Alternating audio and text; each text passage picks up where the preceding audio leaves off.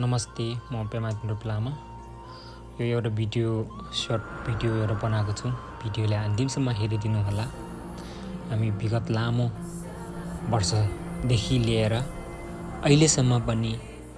हाम्रो गाउँठाउँमा चाहिँ दिएलो बलेर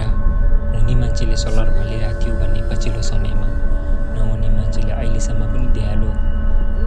चलिरहेको थियो र यो दियालोले भाइ गर्ने र बिजुलीले बैलन गर्नको लागि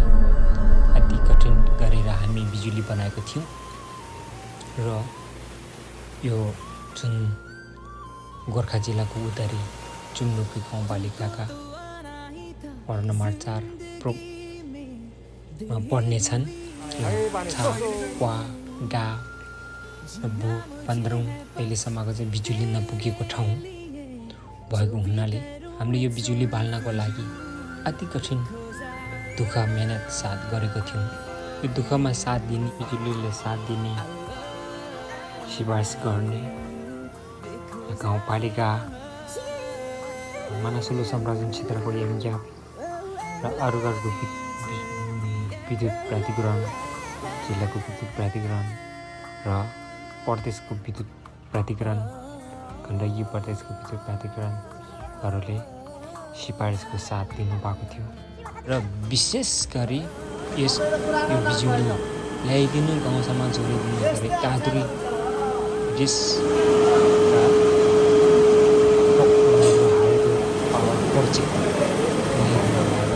कादुरीले चाहिँ विशेष गरी लगायतका मेरो गाउँका गाउँलेवासी छा क्वा रो गा बु कन्द्रुङ्गा सबै गाउँलेहरू विशेष गरी म धन्यवाद दिन चाहन्छु यो बिजुली धेरै कठिन गरेर बनाउनु भएको छ विशेष गरी धेरै धेरै धेरै धेरै धन्यवाद दिन म कादुरी संस्थाले धन्यवाद दिन चाहन्छु